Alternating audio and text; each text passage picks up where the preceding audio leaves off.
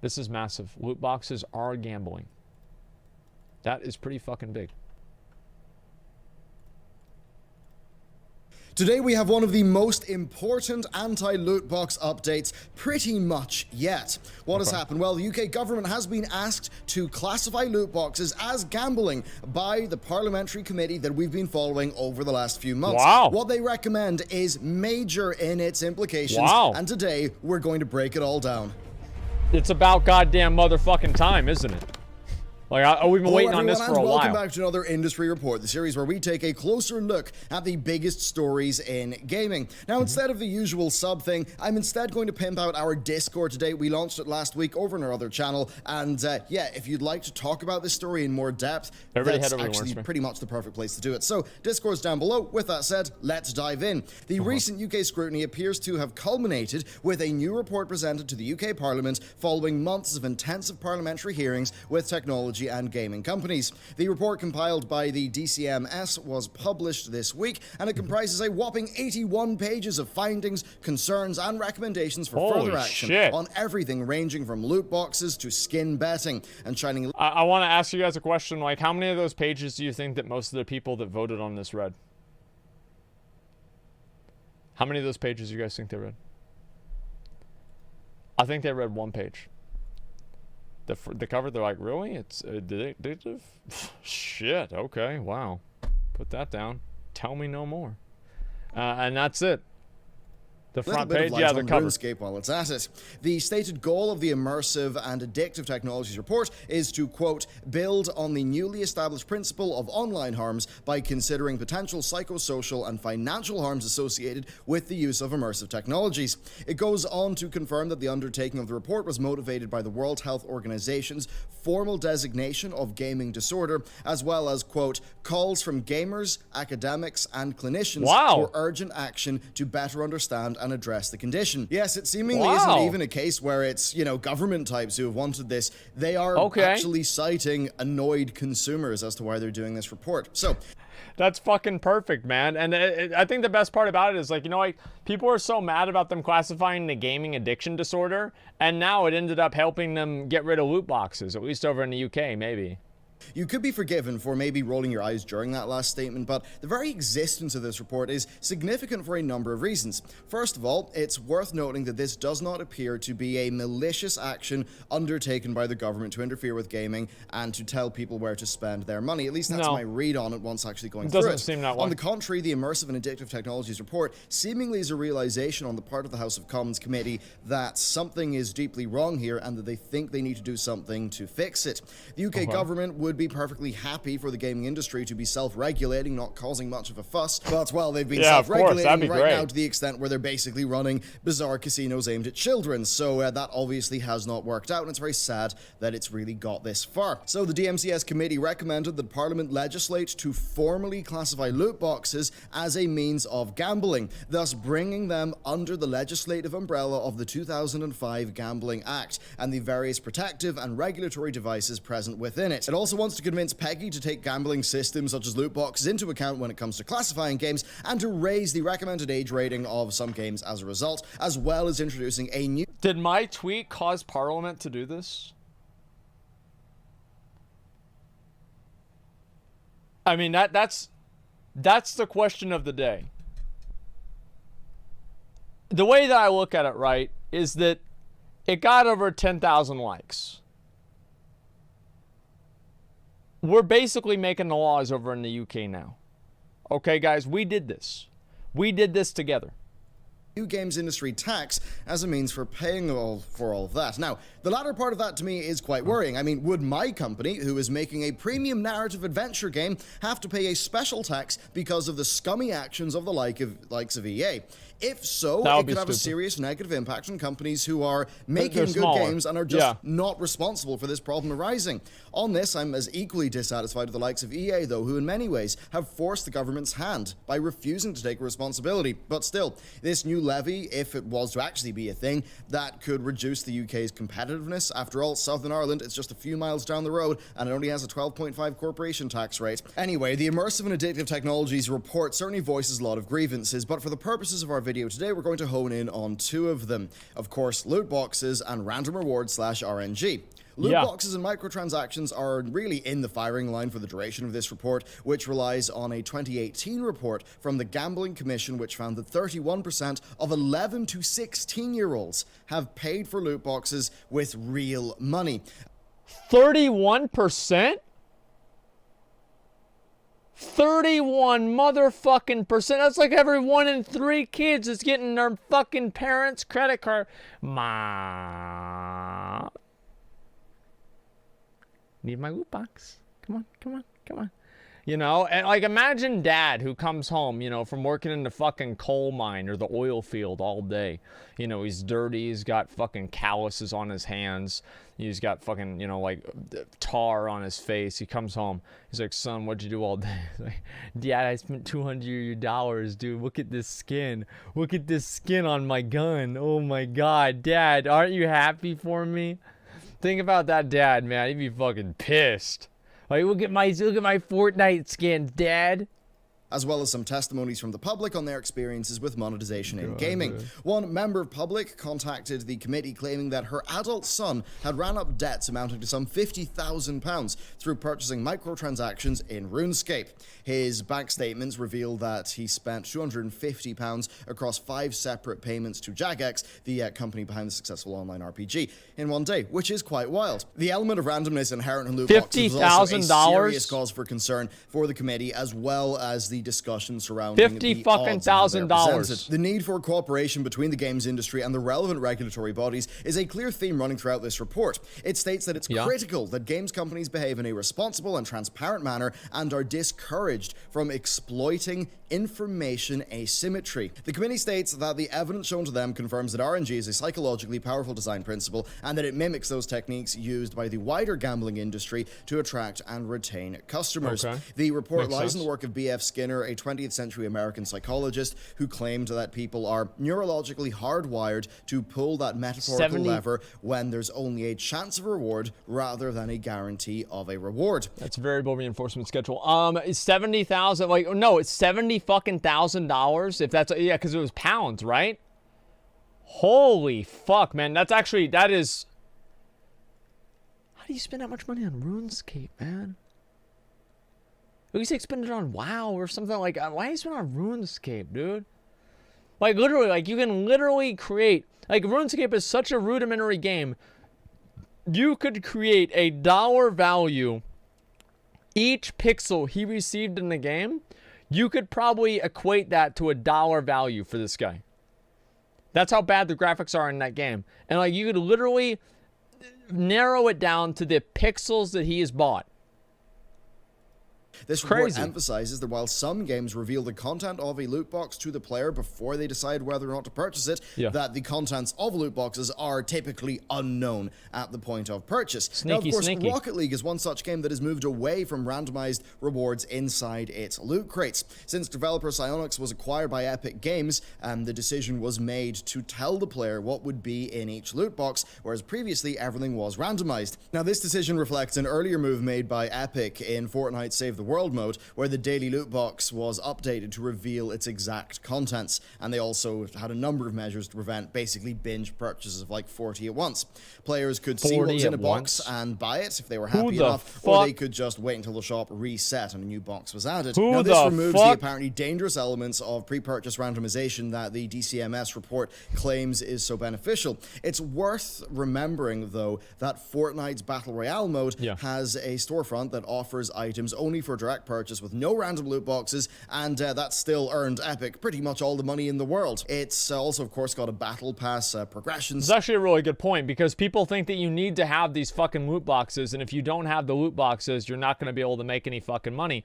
But the truth is that you are. I mean, like Epic Games, if they're not selling random loot boxes, and like how much money is Fortnite making? A lot.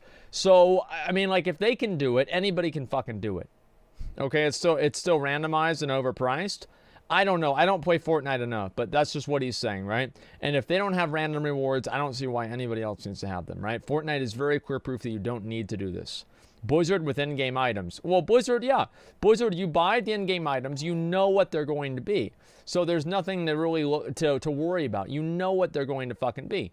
system, and that definitely shows that, yeah, transparent and direct forms of monetization can actually work. Anyway, the desire for transparency is a very important theme throughout this report, and one of the reasons why the committee was so keen to communicate and cooperate with representatives from the wider games and tech industries. So they wanted that transparency, but that did not go as far as they expected. No. And who else but our old friends at EA Games would be really just the main example here of failing in that transparency. EA's representative at the committee discussions was Kerry Hopkins, the VP of Legal, whose responses were just awkward, bumbling, and more to the point, generally untrue. So get this, one of the main goals what'd she say? Let me go back. So get this, untrue. Somebody's going to Kerry Hopkins, who responded in a way that have implemented this mechanic in FIFA, is quite ethical and quite fun.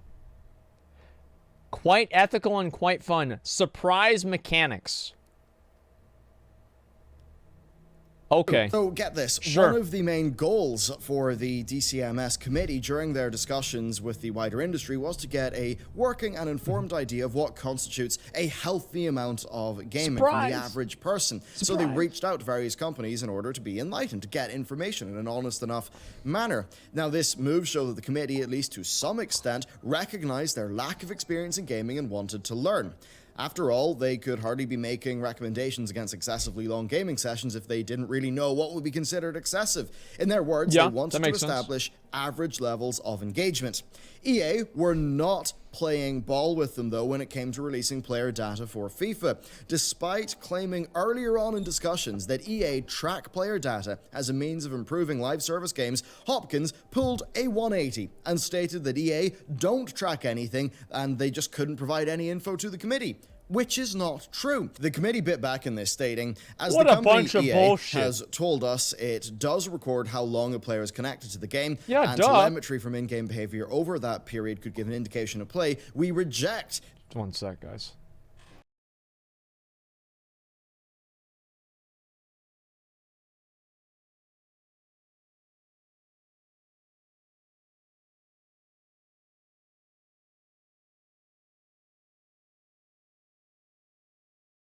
Sorry about that. We're back. We're good. The assertion that the company does not know how long its users play for. Yeah, how are you... Clearly, the only thing that was transparent about EA was their lies. This lack of cooperation also serves to add an extra dimension of justification. Who the fuck would believe that? Just for the existence of this report in the first place. As already stated, the UK government seemingly does not want to have to wade into this and start bothering with legislating in this sort of arena. And they seemingly would be perfectly happy to just leave the industry to be very profitable, generate a lot of tax revenue, and just present them with no problems. But seemingly this just how great would that be? Behavior from the games industry, well, it seemingly has just forced the committee's hand and made a lot of this happen, or at least accelerate it. Yeah. If the committee thought that there were business practices across the games industry that were shady enough for them to have to get involved, even in a conciliatory capacity, then a lack of cooperation from the biggest players at the table, that will have done nothing to allay their fears. Indeed, the report states, in evidence to the committee, representatives from the games industry were willfully obtuse in answering the committee's questions on patterns of play. In other words, EA... What do you mean? What do you mean gambling? What do you mean? No, we don't gamble. Well, what is FIFA anyway? I don't know. What is FIFA? Like, no, it's not a loot box. It's a loot crate. It's different. I mean, come on, man. Like, it's like, imagine...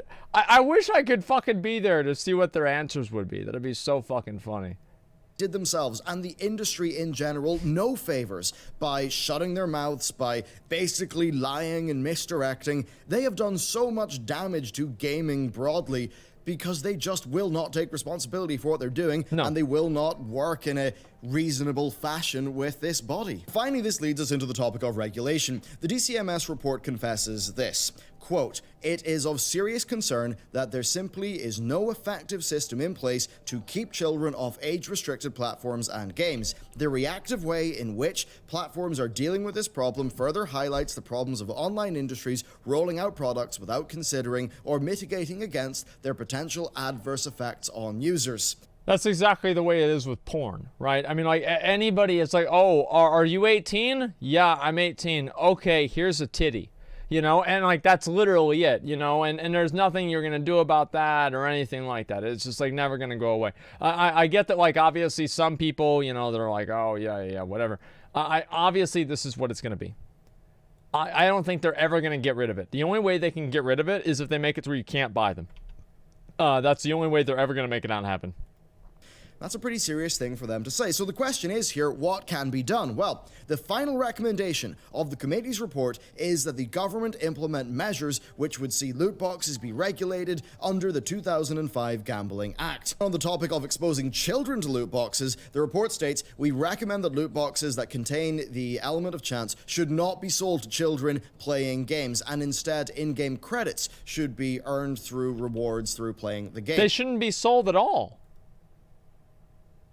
Wait a minute, they shouldn't be sold at all. Like, what do you mean they shouldn't be sold as credits? They shouldn't exist in any capacity at all, period. That's it, you just get rid of them. You can't get a credit card unless you're of age, so that's not their fault. Well, it's like, but there's plenty of people, like, there's literally no reason that they need to make loot boxes with unknown contents inside of them. There is literally no reason that that has to exist. So, fairly reasonable in what they would want, and reasonable that children are not exposed to loot boxes. Then the report does also recognize that loot boxes and microtransactions can be integral parts of a game's revenue stream, so they recommend that PEGI incorporate gambling into its classification system and adjust their age ratings accordingly. So to wrap this up, even though the Immersive and Addictive Technologies report is essentially just a series of recommendations based on relatively informal discussions with select representatives of the games industry, it does just show how much difficulty the government would have in legislating here. Two of the final sweeping recommendations of the report essentially amount to handing responsibility for regulating video games over to the Gambling Commission and to PEGI. This is not really regulating effectively, though. It seems to be symbolic of a pervasive problem that many democracies have, wherein the government finds it overwhelmingly difficult to effectively legislate on modern problems, which often leads to, well, increases in expense and complexity that don't really produce their desired results. So, yes, even if the Gambling Commission, does find this stuff falling under their remit, I'm highly suspicious that they'll actually be able to do a good job. Absolutely, though, accountability is important for the games industry, and there are dodgy business practices going on. But that said, an influx of external interference from something like the UK government, that may not help matters. Instead, the onus in an ideal world should be on the companies to self-regulate and to be reasonable and to endeavor to, stop any horribly exploitative strategies from happening. But that obviously is not working right now, and that's the really sad bit. Consumer backlash will do a lot to dissuade bad behavior too, and it does appear that people are more willing to be outspoken in the face of dodgier decisions these days, and I think that is a good thing. It does seem like ideas such as morality and ethics in the games industry, it seems like they went out the window ages ago, but nobody cares about morality or ethics, okay? The only reason that companies ever say or pretend that they care about that kind of stuff is to make people happy. They're like, oh yeah, they care about us. They only care about money, okay? And the only way it's ever going to stop is if the government tells them to stop. That is the only way anything is ever going to make even the slightest bit of a difference. They seem to be coming back. People seem to just not be happy about a lot of this gambling-like stuff, and that certainly is a good thing. However, I don't want to leave you in too much of a happy note, though. It's time to be just a little bit dismal. Because sure, it's great seeing skeptical consumers and, everyone who's watching channels like mine. That's really good, especially in a world where, culture is almost being replaced with intellectual property and people are just fanboying over things all the time. But here's the thing. Most of these business models are predicated upon the majority of players not paying. So I have a rather dismal outlook on it. A lot of these loot box models, they're based in whaling. 90% of the players don't even have to click anywhere near the loot boxes for them to be profitable because they are inherently designed to be profitable off a tiny number of players.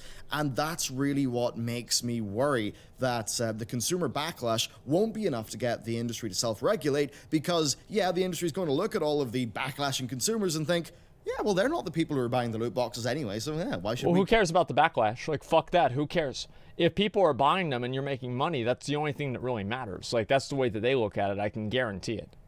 Yeah. Hopefully there are more situations like Star Wars Battlefront 2 where the players actually just turn around and pull their support for the game. Apparently that game is far better, but, with a game like FIFA, we're just not seeing the audience actually do that, which is quite sad. Yeah, it's and too much for a mainstream audience for that to happen. This situation where this report exists.